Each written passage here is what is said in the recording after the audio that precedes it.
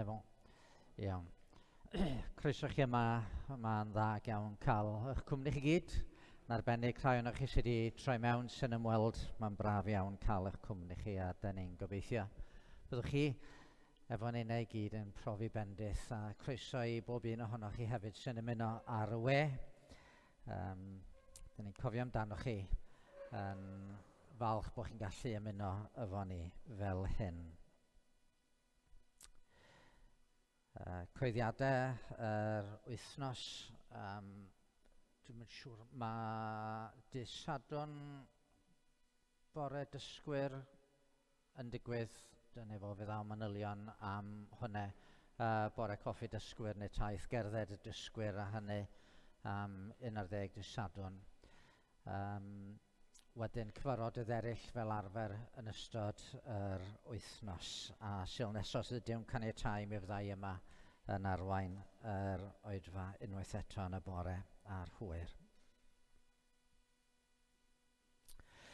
Gadwch i ni wrando ar eiriau o Salm 91.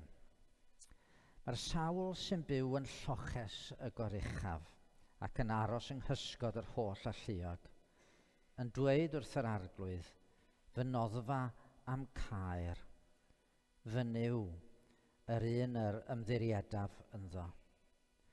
Oherwydd bydd ef yn dy waredu o fagl heliwr ac oddi wrth bla difaol, bydd yn cysgodi drosot a'i esgyll a cheinodded dan ei adenydd. Bydd ei wirionedd yn darian a bwcled. Ni fyddi'n ofni rhag dychryn y nos, na rhag saeth yn hedfan yn y dydd. Rhag pla sy'n tramwyo yn y tywyllwch, na rhag dinistyr sy'n difetha ganol dydd. Da ni wedi cael pla a phandemig yn ystod yr 2 flynedd diwetha. Ac wrth gwrs, da ni'n ymwybodol bod hwn wedi effeithio ar Gristnogion yn ogystal a rhai sydd ddim yn Gristnogion.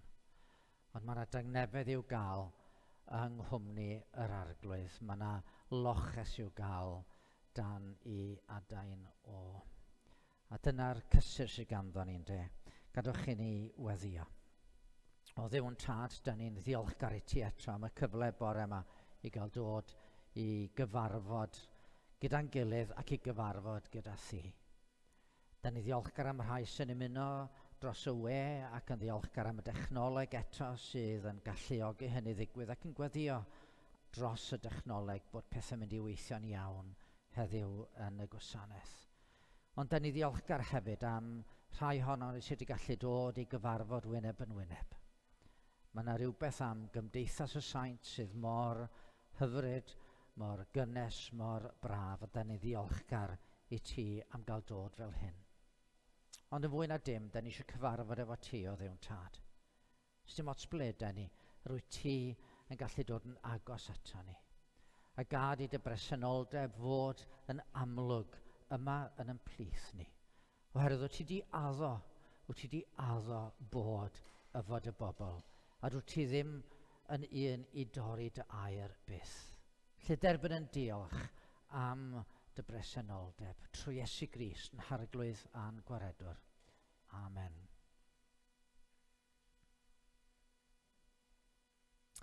Un peth sydd angen i mi sôn amdano fo ydy cyfarfod neithiwr. Diolch i bawb fe oedd wrthi'n trefnu ac yn y blaen ac i bawb ddoth i'r cwis neithiwr. Hyd yma, mae yna 130 o bunnoedd wedi cael ei roi ar yr wefan Just Giving efo achos Tear Fund. Os da chi eisiau manylion ynglyn â sut i roi, rhag o'r ond, chi eisiau manylion am sut i roi, wel mae'r manylion gan Ann. Ond diolch eto am bawb sydd wedi dod. 130 allan o darged o 200. Ie, dyna fo. Beth am i ni addoli yn harglwydd? Mi ganon ni am dafodau fil ar gân i'n prynwr i roi mas fawl a gogoniad farglwydd glân. dirgelion a gorchestion mawr ei ras.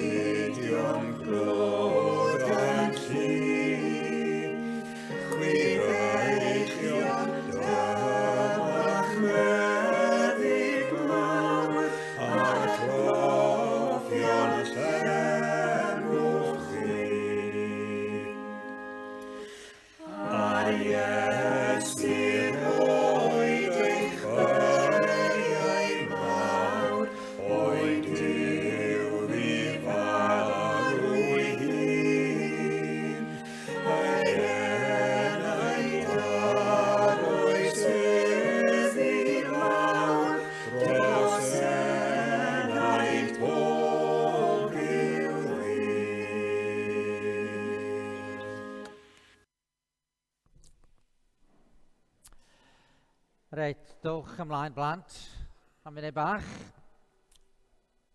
Na ni.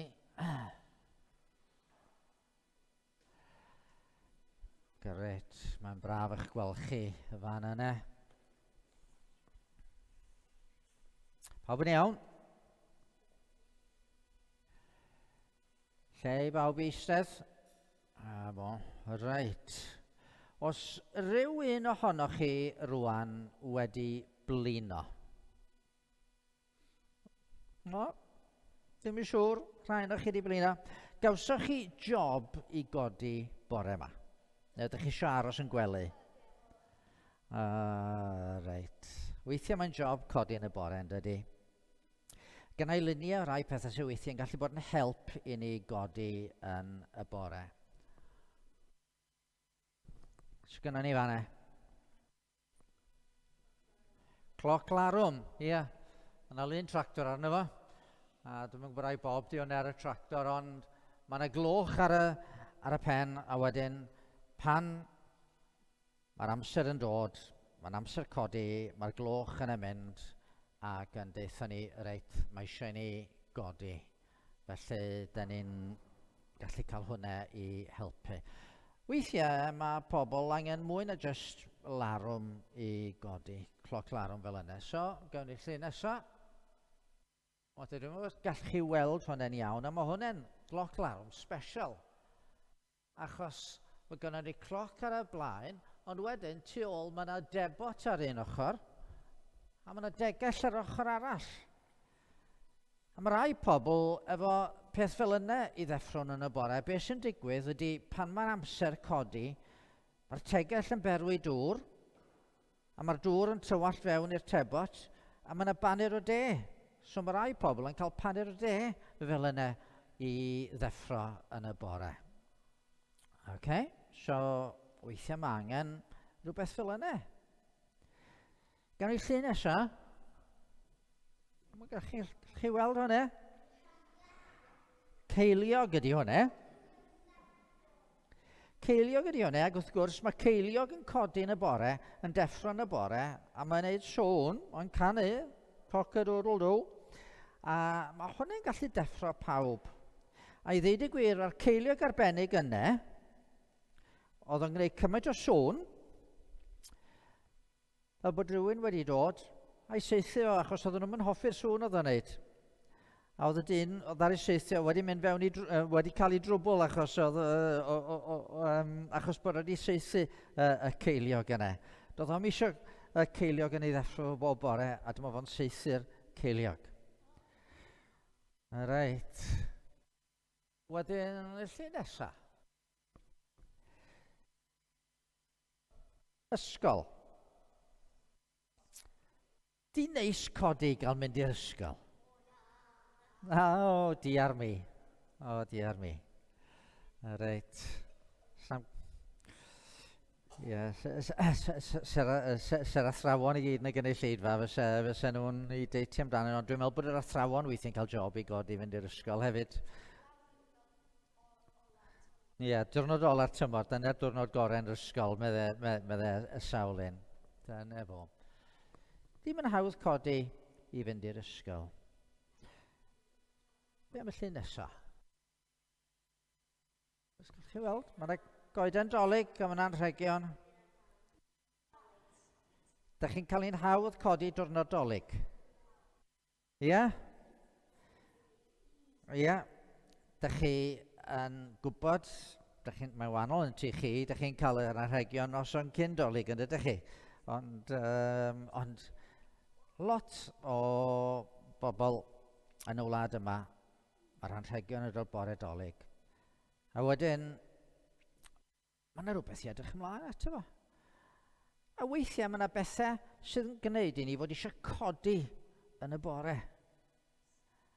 A da ni'n codi yn y bore, dim ond gret. Mae hwn yn ddiwrnod newydd, mae hwn yn ddiwrnod special, a mae yna rhywbeth arbennig yn mynd i ddigwydd y diwrnod yma.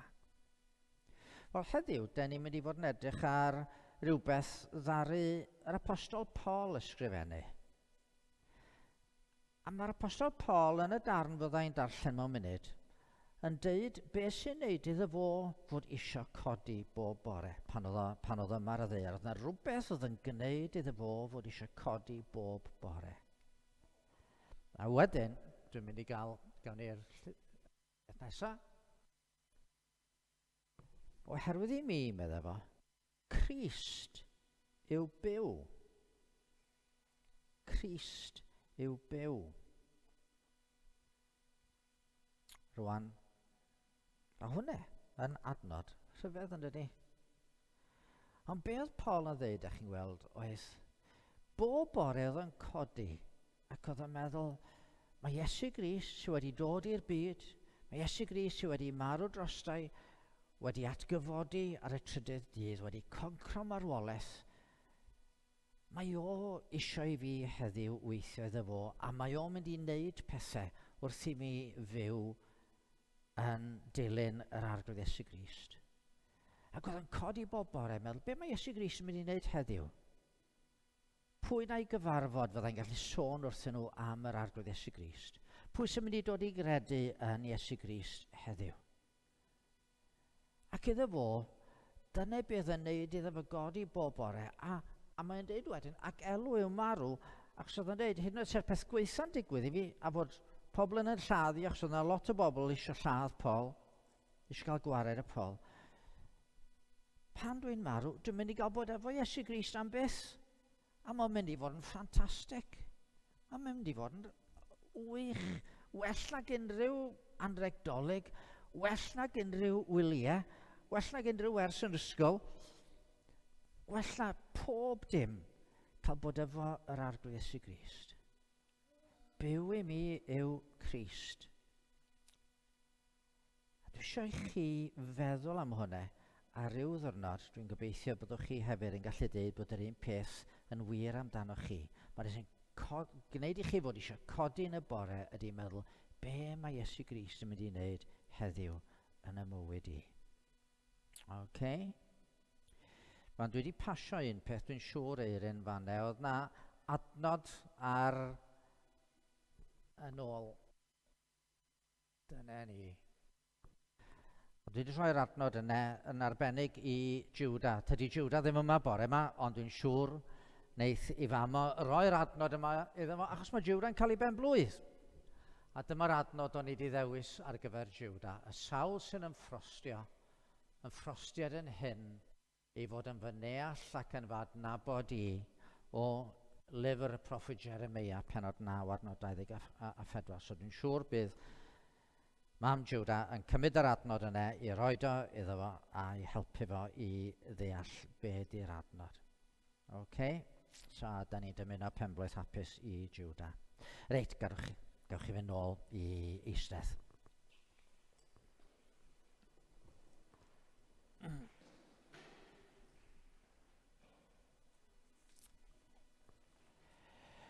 A mae darlleniad bore yma yn dod o lythyr Paul at Philippiad.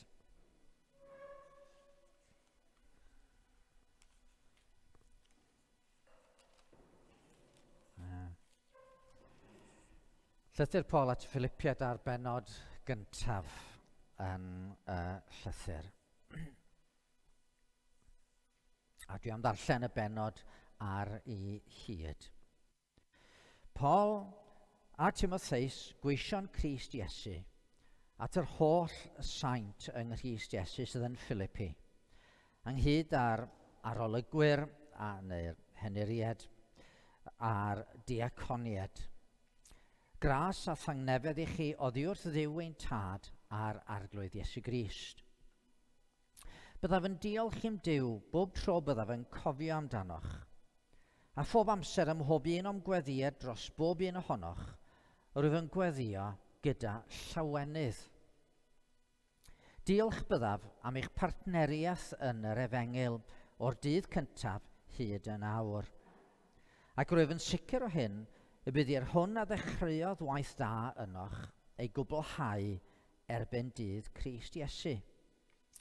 Felly mae'n iawn i mi deimlo hyn amdanoch i gyd, am fy mod mor hoff ohonoch, ac am eich bod i gyd yn cyfrannogi o'r fraint sy'n dod i'm rhan, pan fyddaf yng ngharchar yn ogystal â phan fyddaf yn amddiffyn yr Efengyl neu yn ei chadarnhau. O blegyd mae Duw yn dyst i mi gymaint yr oedd yn hiraethu a dyhead Crist Iesu hun am bawb ohonoch.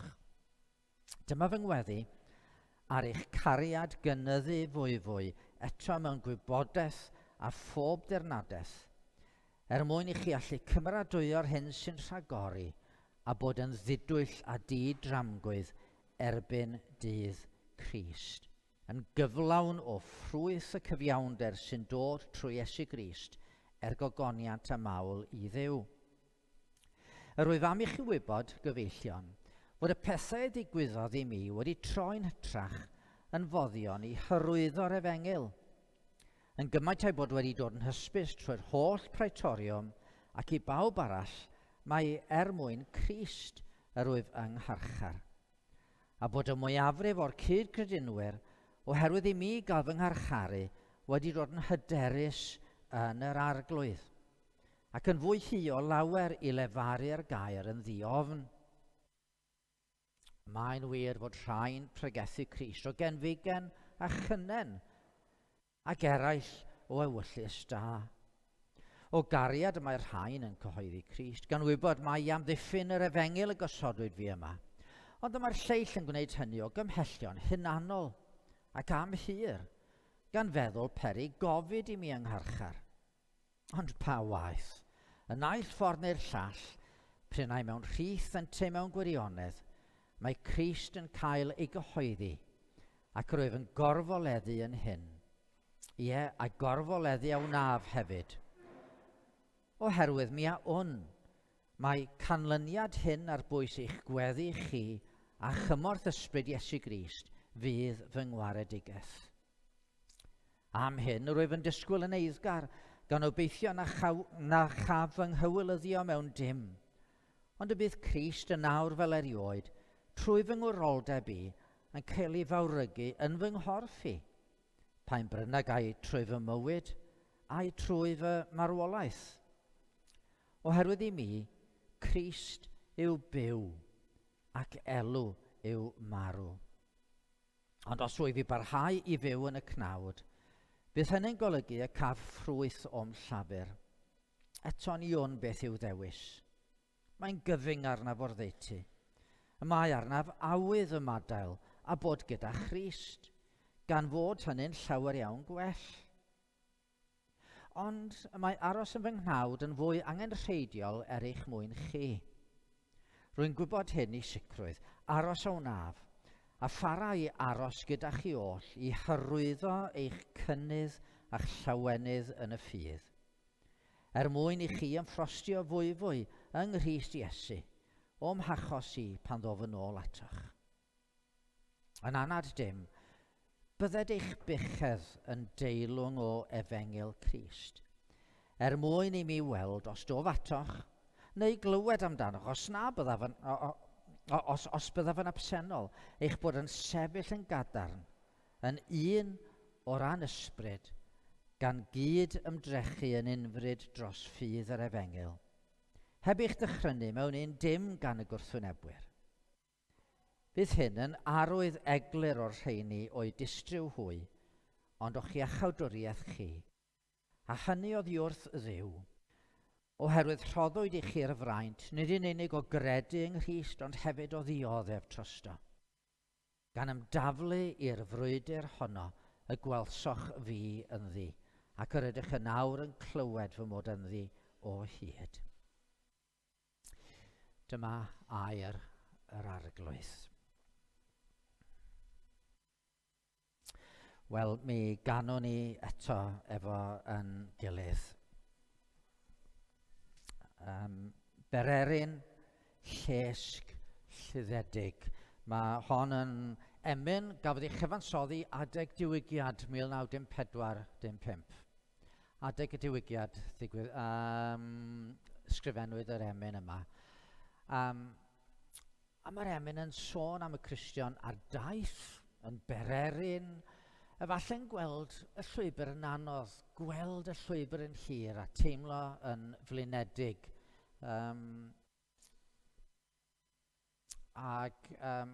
Wrth hyn, yn gofyn i ni jyst godi'n golwg.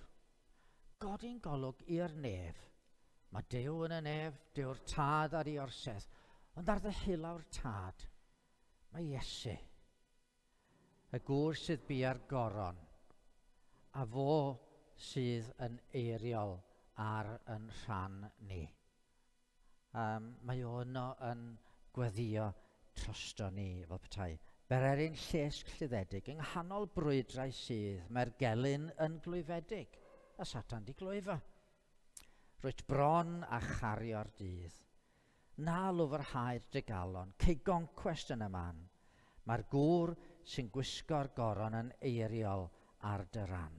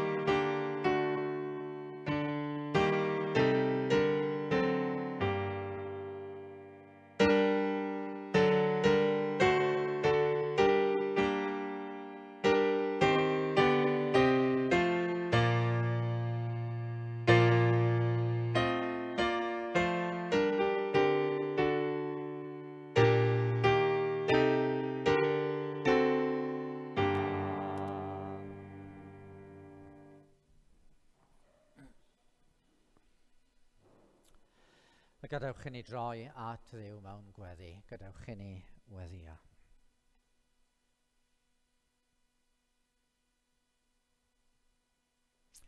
Arglwydd ein Duw a thad ein harglwydd Iesu Grist. Da ni'n diolch unwaith eto yn bod ni yn cael y fraint o gyfarch gorsedd uchar nef, a hynny mewn gweddi.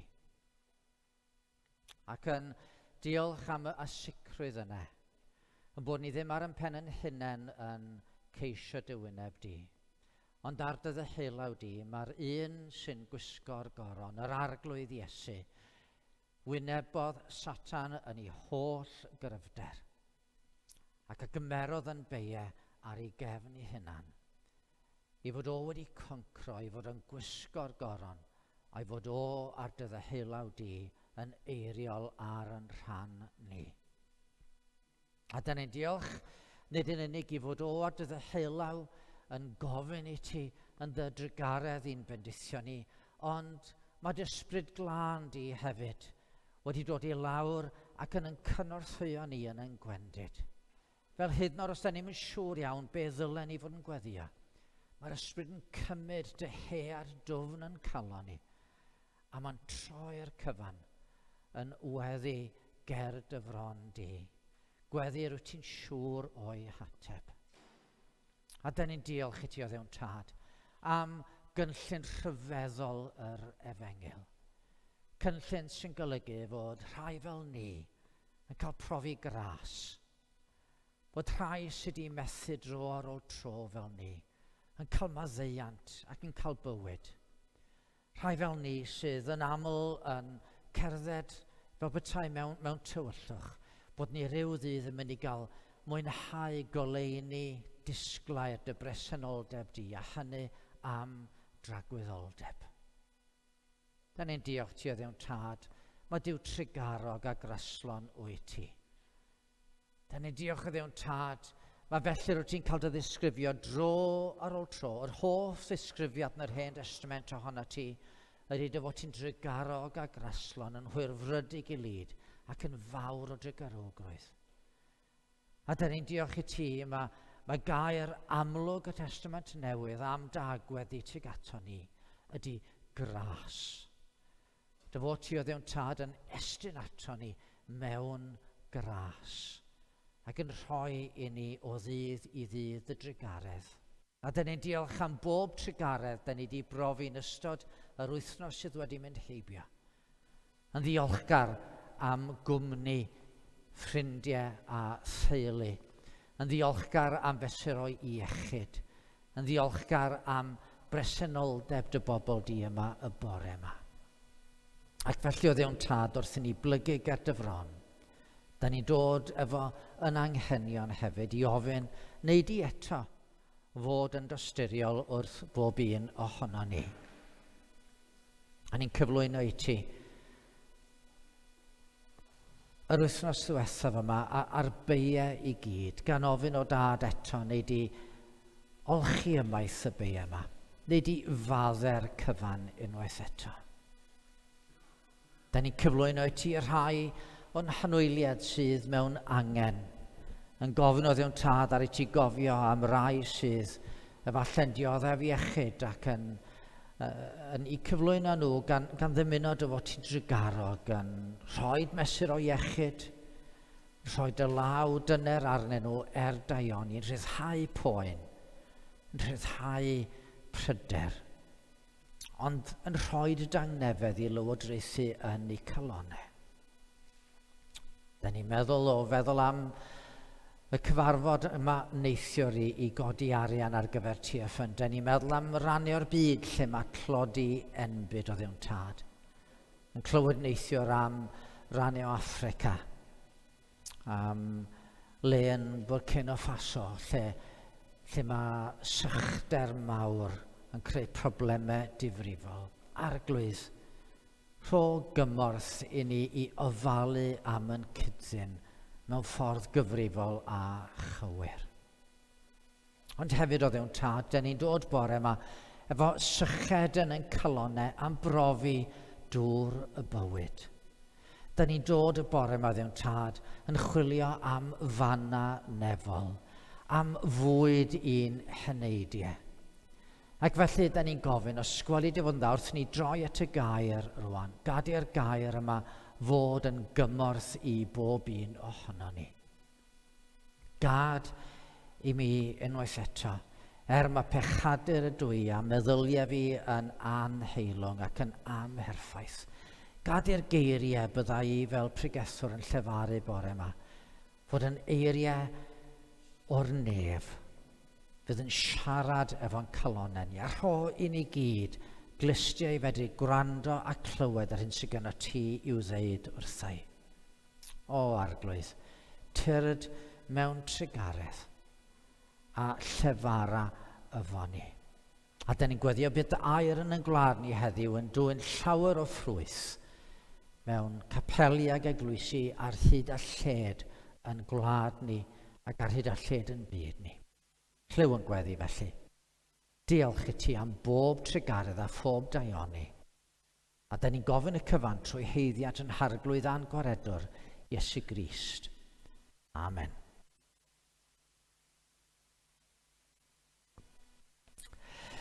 Wel, cyn troi at y gair, mi newn ni ganu emyn arall efo yn gilydd.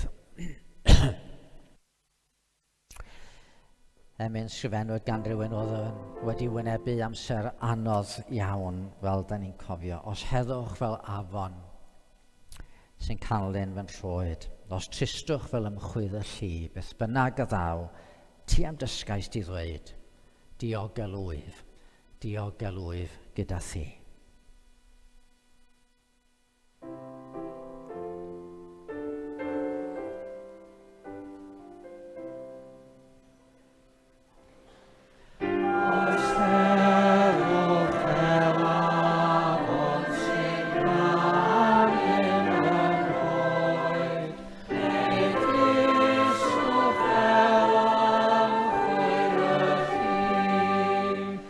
Beth bynnag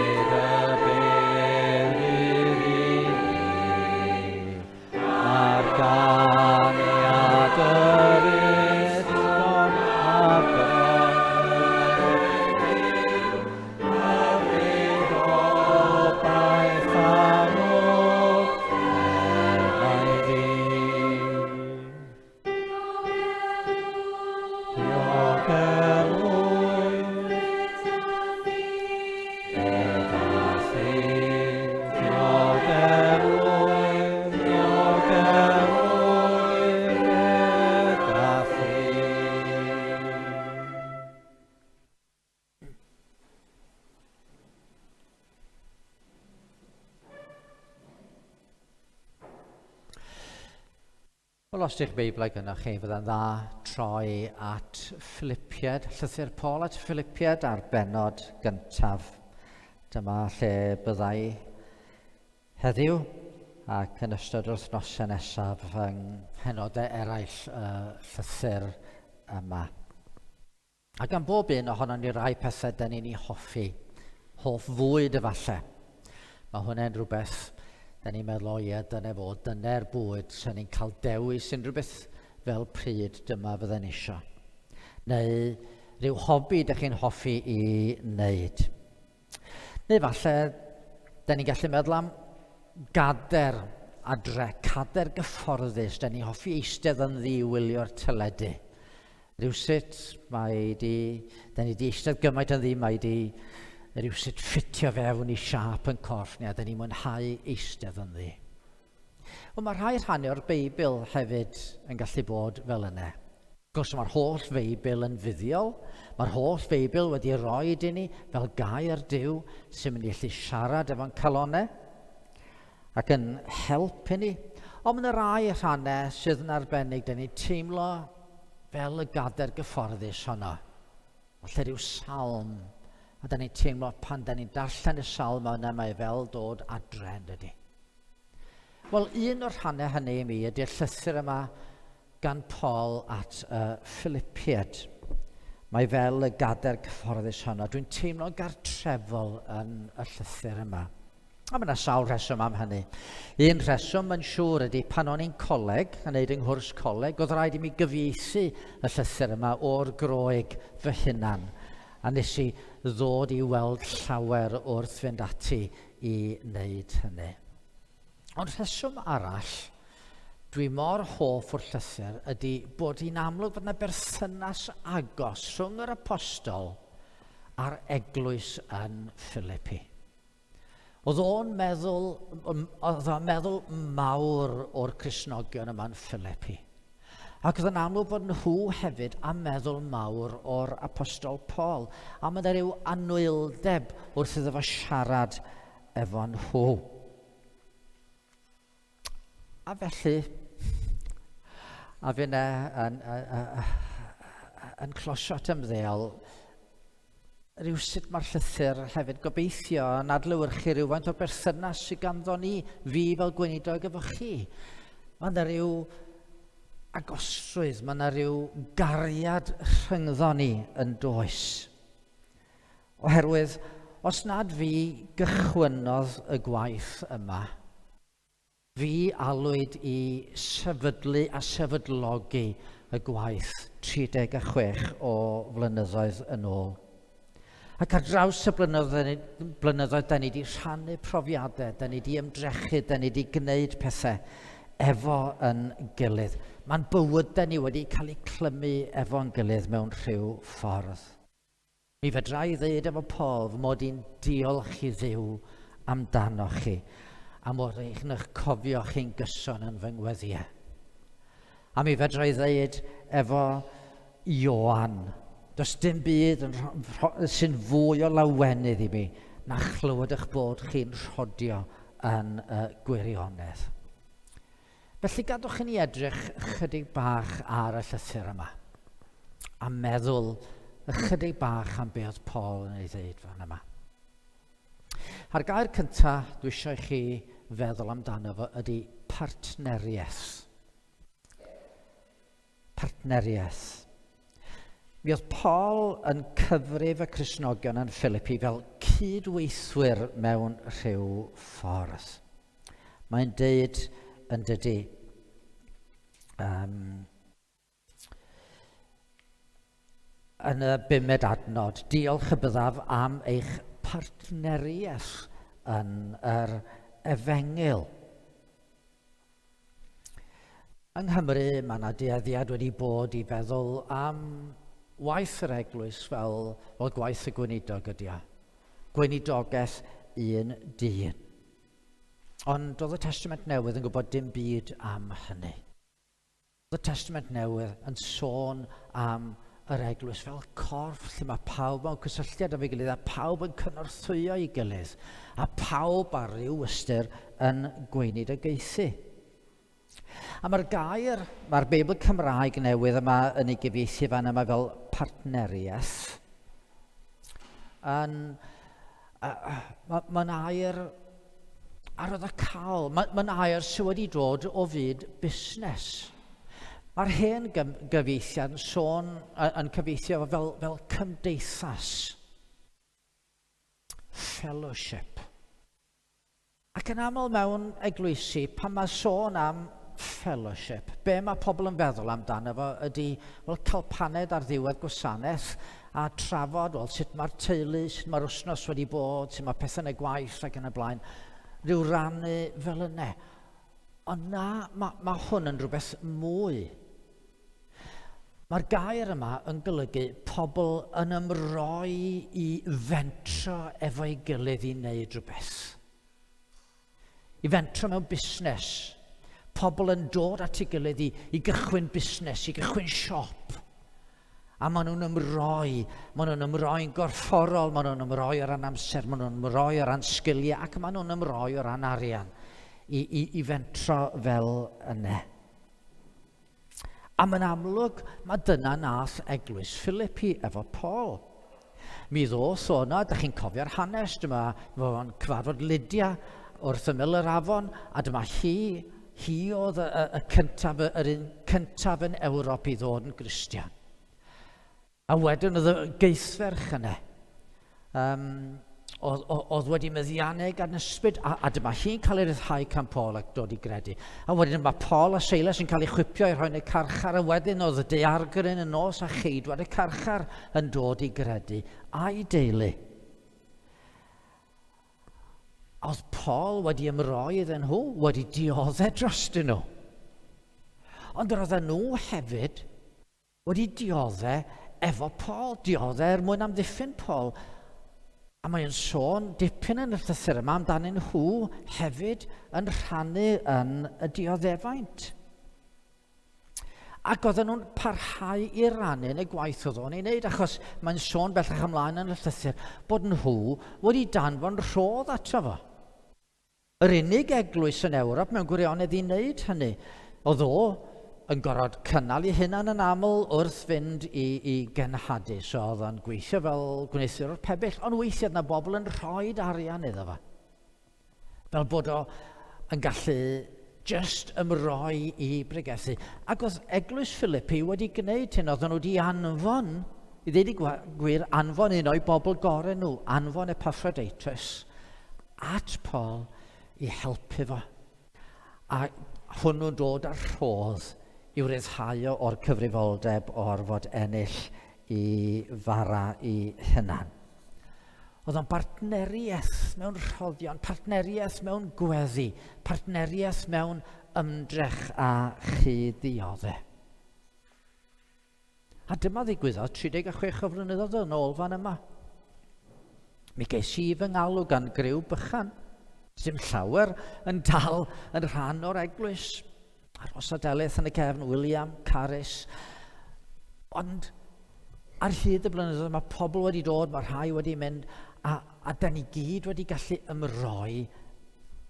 Dyna dwi eisiau i'r eglwys, i'r gweinidog sydd yn dod ffeindio, bod ni'n eglwys sydd ddim jyst yn disgwyl i'r gweinidog yn gwneud pob dim, ond bod ni efo'n gilydd yn bartneriad yn y fenter yma. Oedd yna roi a bersol gan bawb ar y dechrau. A dyma sut ni wedi gallu parhau dros y blynyddoedd, a mae Duw wedi bod yn dda, mae wedi bod yn drigarog. Nid criw o unigolion yn cyfarfod o dro i dro â ni, ond cymdeithas, partneriaeth. Dyna be di eglwys yn cydweithio, yn cydweddio, yn mentra fo'n gilydd fel pererinion, i gyddeithio gyda'n gilydd wrth ddilyn Crist. Ac wrth fod yn oleuni disglair i'r plant, i'n cymdogion, i'n cymdeithas. Partneriaeth. Yr ail air, dwi eisiau ni sylwi arno fo, dio ddim yn y benod yma, ond mae'n air ni feddwl amdano fo. Paradox. Paradox. Mi ddos na e-bost ddoe oddi wrth un o gwmnïau siopa mawr Bangor i mi. A dyma oedd y strapline ar ben yr e-bost. When 24-hour comfort is possible, why settle for anything less? When 24-hour comfort is possible, why settle for anything less? Dyma di meddylfryd y byd, ynddo? Ac wrth gwrs, mae yn apelio. Dau beth sy'n adweddu be mae pobl isio heddiw mae'n debyg. Yn yr oes hon, mae pobl isio bod yn hapus, a mae pobl isio bod yn gyfforddus. Maen nhw isio sgoi poen. Rwan, dwi'n amau bod hyn wedi apelio at bobl o bob oes. Mae yna ryw reddf ynddo ni sydd yn edrych ar poen fel peth i'w osgoi. Ac yn wir, mae'n beth gwerthfawr.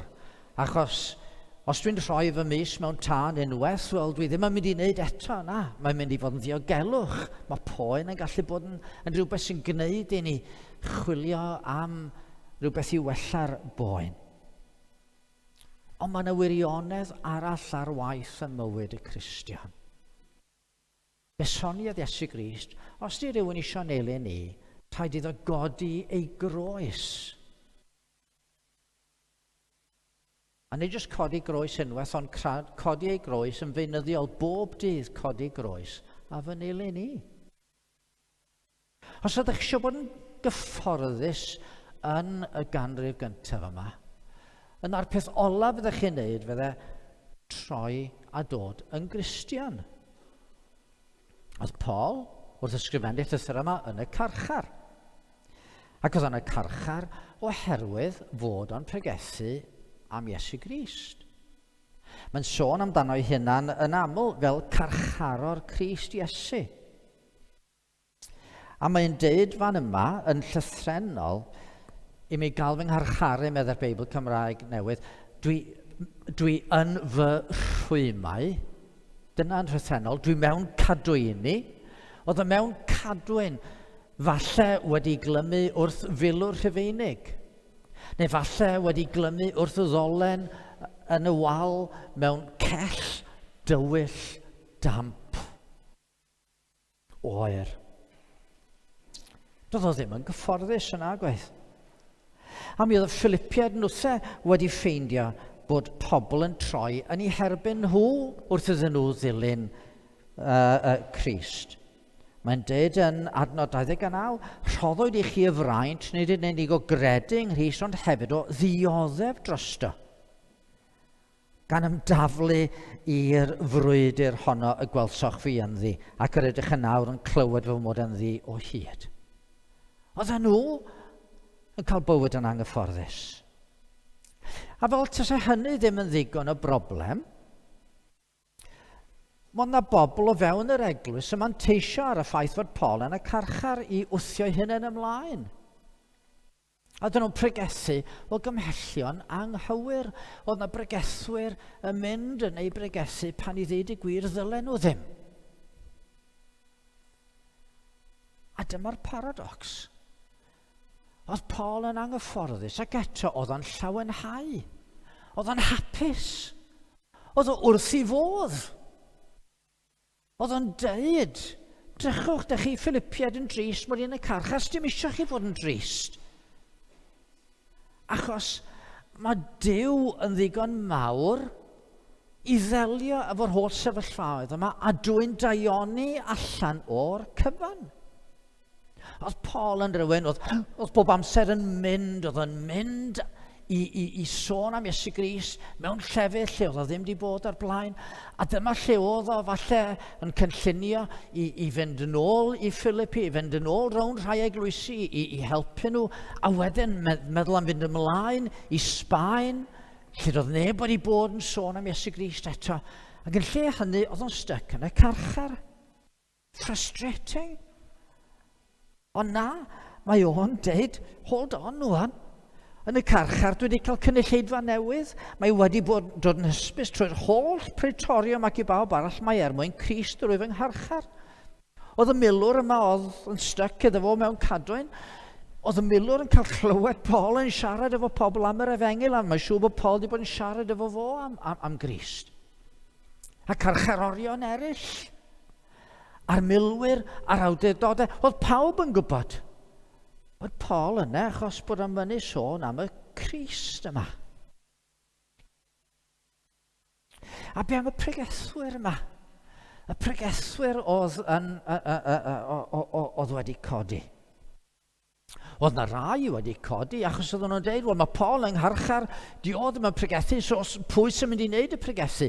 Ac oedd na lot ohonyn nhw wedi dod yn wedi cael yr hyder i ddeud, reit, mae'n amser i ni wneud rhywbeth. Ac oedd nhw'n codi o gymellion iawn. Ac oedd nhw'n coeddi Crist, oedd Paul yn dweud, gret. Di'r eglwys byth efo digon o bregethwyr, a dyma yna rai rwan wedi codi. A maen nhw'n gwneud y gwaith. Dwi wrth y modd. Iawn, oedd na rai pregethu o gymellion hunanol, oedd nhw'n dweud, gret, mae Paul allan o'r ffordd, gai fod yn bwysig rwan. Wel, oce, maen nhw'n pregethu o gymellion anghywir, ond oedd Paul yn dweud, mae Crist yn cael ei gyhoeddi. Mae Crist yn cael ei gyhoeddi ger bron y byd. Mae pobl yn clywed yr Efengil. Ac dwi wrth y modd, dwi'n llawenhau. A beth sy'n mynd i ddigwydd i mi? Diwedd tywyll, lle dwi'n mynd i gael fy nienyddio, dwi'n mynd i gael fy lladd, fy nghondemnio i farwolaeth oherwydd mod i'n pregethu Crist. Wel, os dyn nhw'n gwneud hynny, wel, maen nhw'n jyst yn mynd i olygu bod ni'n mynd i cael dod at fy arglwydd yn gynt. A mae hynny'n gret. Byw i mi o Crist a marw sydd elw. Nech chi ddywediad ffantastig. Dwi'n mynd i fod yfo fy ngwaredwr. Dwi'n edrych ymlaen. Iawn, beth am yr eglwys? Beth am yr eglwys? Mae Paul yn cael rhyw sicrwydd. Hyd yn oed wrth ysgrifennu, mae rhywun yn teimlo bod yn cael y sicrwydd. Dwi'n gwybod pryn sy'n orau, ond na, dwi'n gwybod, dwi'n mynd i gael yng ngwaredu fan yma, mae'ch gweddiau chi'n mynd i gyfri, mae trwy nerth Crist, dwi'n mynd i gael dod allan o'r carchar yma, a dwi'n mynd i gael dod nôl i'ch helpu chi, a dych chi'n mynd i dyfu.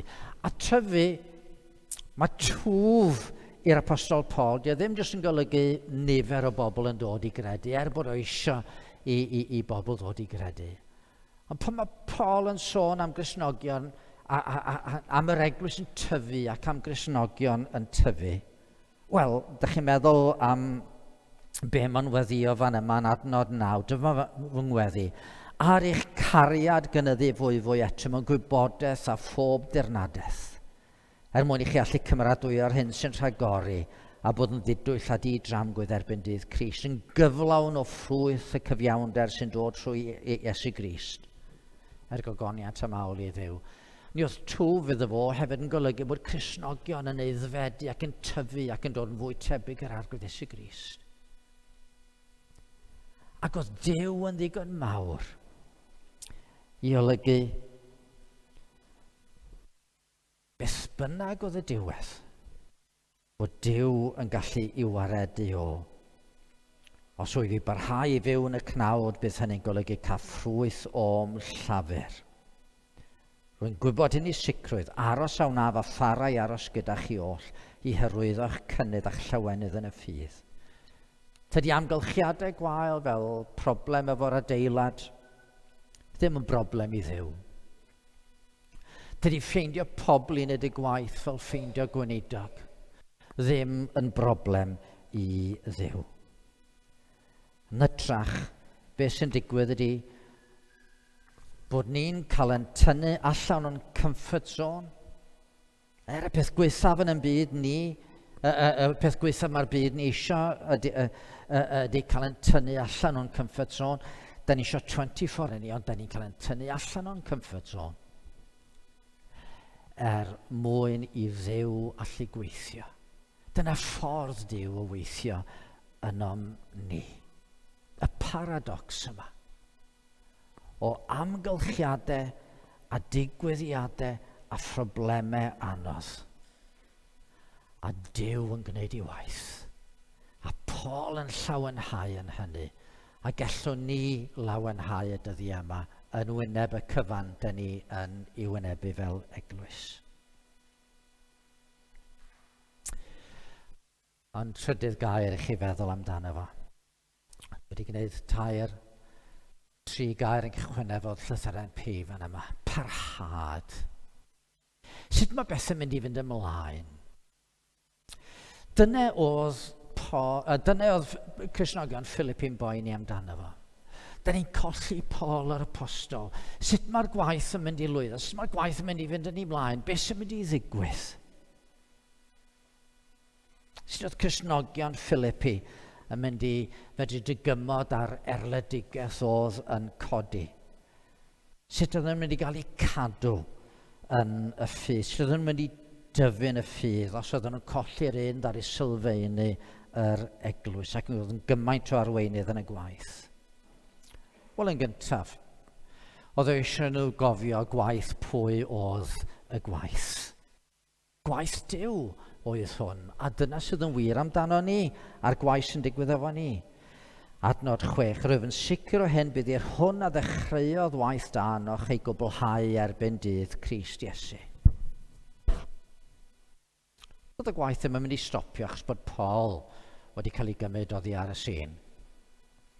Oedd y gwaith yn mynd i fynd ymlaen achos gwaith Duw oedd Duw mynd i wneud y gwaith, a dyna pan bod gweddi mor ganolog, mor bwysig wrth i ni feddwl am y fyw fel Cristnogion. Ond wrth gwrs fod Duw yn mynd i fod yn gweithio, doedd hynny ddim yn golygu bod y Philippiaid jyst yn mynd i eistedd yn ôl a gwneud dim byd y gadw i Dduw wneud popeth. Na. Mae'n deud yn adnod 27, yn anad dim bydded eich buchedd yn deilwng o efengyl Crist. Yn anad dim, un gair sydd yn y groeg sy'n cael ei gyfieithu fan'na yn anad dim. Ffordd orio i gyfieithu fydde dweud yn unig. Dyma'r un peth. Yr un peth sydd eisiau i chi wneud rwan. Dyma'r flaenoriaeth.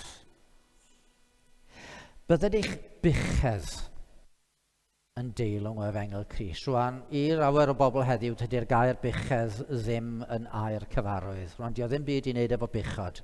Dio'n byd i wneud efo gwartheg o gwbl. Buchedd ydy'r ffordd yr ydyn ni'n byw yn de. Mi oedd Philippi yn drefedigaeth Rufeinig. Oedd hi fel Rhufain bach draw yng Ngwlad Groeg. A mi oedd y bobl oedd yno yn byw dan reolaeth y brenin Cesar.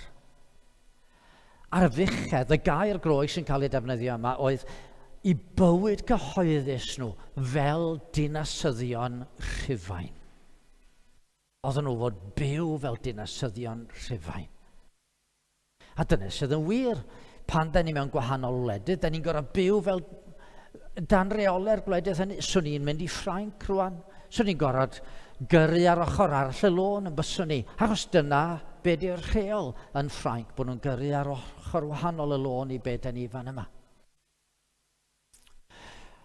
A mae Paul yn deud wrth y Cristnogion, ie, dych chi'n byw yn Philippi sydd ar un olwg dan reolau Cesar. Ond dych chi'n perthyn i ddinas arall. Mae'n deud bellach ymlaen yn y llythyr yma, yn y nefoedd y mae yn dinasyddiaeth ni. A dyna oedd Paul yn deud, mae rhaid i chi fyw yn Philippi fel dinasyddion y nef. Rhaid i'ch bywyd cyhoeddus chi ddangos bod chi yn byw dan reolau Duw yn y nef. Ac os ydych chi'n byw fel yna yn Philippi, mi oedd hynny yn dwyn canlyniadau. Oedd o'n golygu bod chi ddim yn gallu ymuno yn rhai o'r gweithgareddau oedd yn mynd ymlaen yn Philippi. Fyddech chi ddim yn aberthu i'r diwiau. Mi fydde adeg yn dod pe fydde disgwyl i chi aberthu i Cesar. A chydnabod Cesar yn Dduw. Ac fel Cristnogion, na un brenin sydd. Duw ydy hwnnw.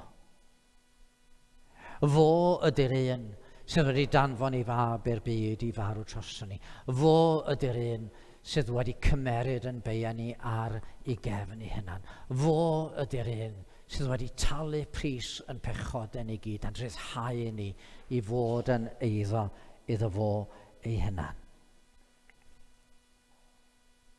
Ac felly, mae disgwyl i ni fyw fel dinasyddion. Bydded eich buchedd yn deilwng o efengel Crist. Gadwch mi roi fel hyn yn sydyn. Pan da ni'n sôn am yr efengel, da ni'n deud bod Duw yn rhoi i efengel i ni yn rhad ac am ddim. Da ni'n mynd gorfod gweithio mwyn ennill ffafr Duw. Gras sydd y tu ôl i'r efengel. Da ni ddim yn gallu rhoi dim byd i Dduw mwyn iddo fo fod yn glen wrthon ni.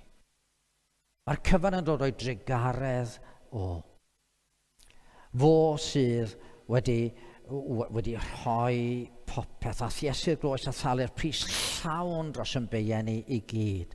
A does dim byd yn gallu ychwanegu na thyniodd i'r hyn a thiesu drosto ni.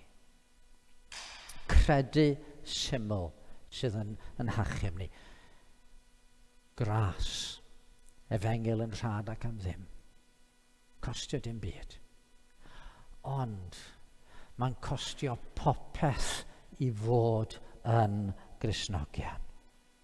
Mae dilyn Crist yn costio popeth i ni. Yn anad dim, bydded eich buchedd yn deilwng o efengel Crist, mwyn i mi weld os dof atoch neu glywed amdanoch, neu os byddaf yn absennol, eich bod yn sefyll yn gadar, yn un o'r anysbryd gan gyd ymdrechu'n unfryd dros ffydd yr efengel, heb eich dychrynu mewn un dim gan y gwrthwynebwyr.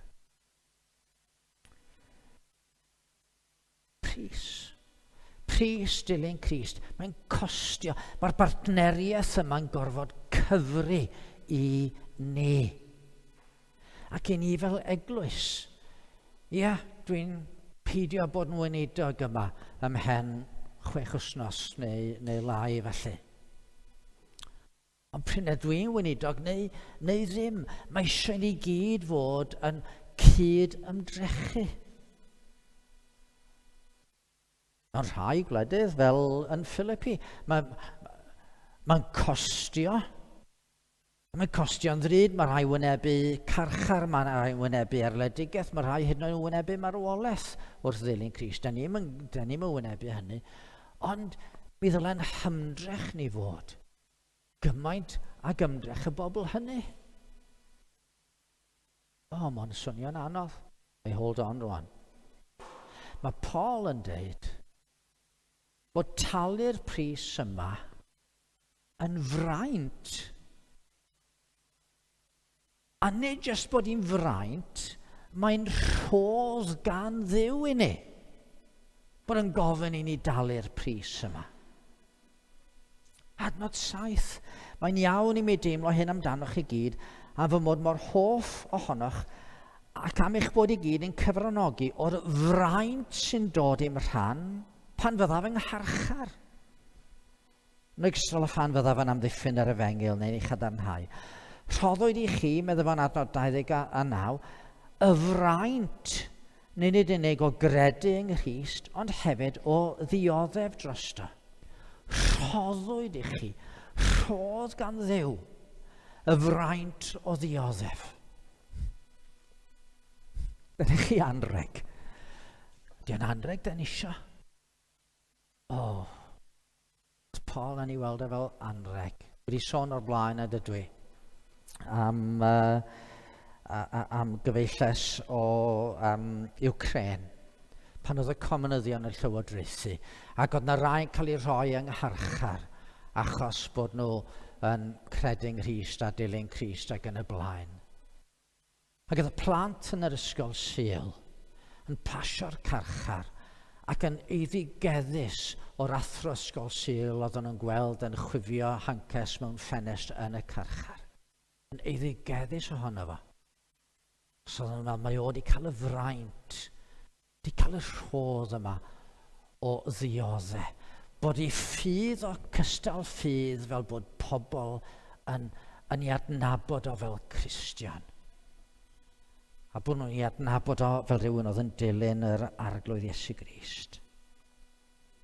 A mae paradox Paul o ddioddau yn creu llawenydd, nid fel masochist, ond o ddioddau mwyn Crist yn creu llawenydd, fod yn paradox yn bywydau ni hefyd. Bod o ddim yn aberth. Bod ni ddim yn gweld o fel aberth, ond i weld o fel braint. Mae rhywbeth mae Duw wedi rhoi ni y cyfle i ymroi ac i ddioddau i fwyn o. Yr un sy'n ennill y fywyd, medde Iesu, mae cyll. Yr un sy'n colli i fywyd fy mwyn i, fe caiff i. Dyna di y bywyd.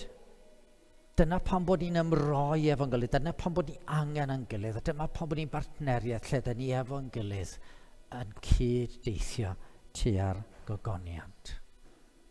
Ga i orffen efo jyst un stori fach sydyn.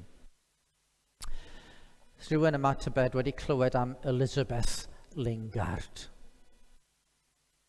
Oedd hi'n byw yn Llandudno. Oedd hi'n cael ei geni tua 1840, dwi'n meddwl, neu cyn hynny. Cyn 1840 oedd wedi cael ei geni. A wedyn, 1926, oedd hi'n 90 oed, a dyma'n darllen yn y papur newydd bod yna rhywun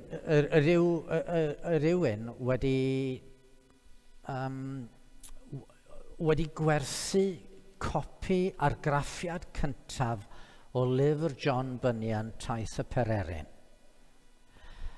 Ac hwnnw wedi cael ei werthu am 6,500 o bunnoedd. Rwan yn 1926, oedd 6,500 o bunnoedd, un fath a 250,000 yn arian heddiw. Ac oedd Elizabeth Lingard mor excited. Achos oedd ei nain ni wedi rhoi copi i hi o Daith y Pereryn. Ac oedd hi'n meddwl, dyma fi, mae gynna i y llyfr yma, dwi'n gyfoethog, dyma'n ysgrifennu at ryw nis iddi, a honno'n dweud, danfynwch y llyfr i mi, a na i gael o wedi i werthuso, newn i werthu fo ar eich cyfer chi. A dyma'n mynd i bostio'r llyfr i'w nis, a mynd nôl i lle oedd hi'n byw, a dyna lle welodd hi y wraig oedd yn landlord, ac oedd hi mor excited. A dyma'n deud wrth y landlord yma, dwi'n gyfoethog, dwi efo'r llyfr yma, a dwi wedi ddanfon o ffwrdd, a mae'n mynd i gael ei werthu, a dwi'n gyfoethog, dwi'n mynd i fod efo lot o bres, ac oedd hi mor excited. A dyma'i troi rownd i gerdded fyny grisiau yn ôl i'w fflat. A dyma'i mor excited, dyma'i'n cael trawiad, a dyma'i'n marw yn y fan o'r lle. Dyma'i'n cael ei chladdu mewn bedd heb unrhyw garreg na dim byd. A mae rhywun wedi gweld y stori wedi rhoi carreg ar y fedd rwan 100 mlynedd yn ddiweddarach. Pa werth i ddyn os ennill efo'r holl fyd a cholli enaid ei hun? A dyna'r pwynt. Dyna be di hwn. Yr apel yma mae Paul yn neud at y Philippiad. Nid poeni am yr eglwys, oedd o fod ganddo fo ofal dros yr eglwys. Yn poeni am yr unigolion. Yn unig byddai'r eich bychedd yn deilwng o efengil Crist. Partneriaeth, paradox, parhad. Bod ni parhau fel pobl yr arglwydd i ddilyn yr arglwydd. Gadwch i ni ganu emyn efo yn gilydd. Ein hen emyn Ond mae'n emyn sydd yn deud bod ni angen help Duw efo hyn i gyd. O Grist, fy nerth am nawdd yr un sy'n fy noddi i. Fy nghymorth hawdd ei gael. Mewn hyder, mi ddof ata ti gwrandawyr gweddi'r gwael. Wyt ti yn gwrando ar weddiau rhai fel ni? Disgwyliaf wrth y borth wrth y drws am gymorth yn ddi feth i allu gwneithur yn ddi lys yn gwbl sicr dewyllus ym mhob peth. Mae arnaf eisiau nerth i ymwadu am ei fy hun, i sathru lawr bob gelyn serth, pleserau cnawd a'i wyn. Nerth hefyd i barhau yn ffyddlon ddyddiau foes, i ddioddau popeth dy fwyn, heb rwgnach dwyn dy groes. A mae arnaf eisiau sel i'm cymell at y waith, ac nid rhag ofn y gosb a ddel, nac am y wobr chwaith, ond gwir ddymuniad llawn, dyrchafu cyfiawn glod, am ei ti wrthyf, drigarhau ac edrych arna eriod.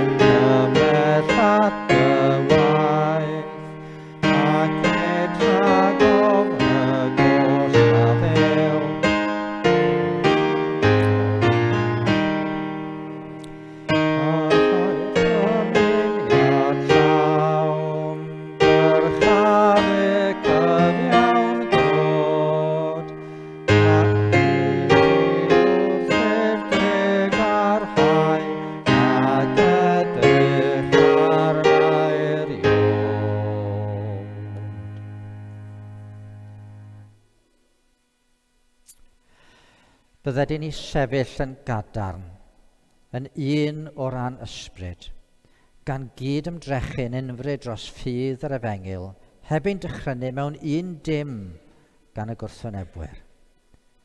A bydded yn buchedd yn deilwng o efengil Crist, gan ymdaflu i'r frwydr. Y gwelsom Paul yn ddi, mwyn i'r byd, os bydd yn amgylchiadau ni'n dda neu'n ddrwg, weld Duw ar waith ynom ni. Amen.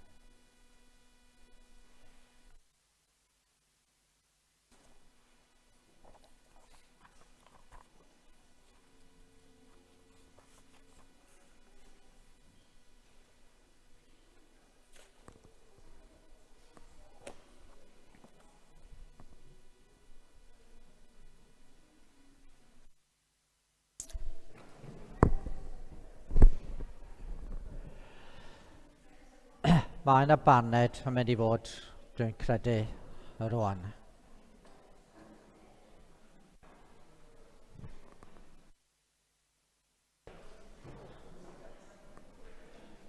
Right.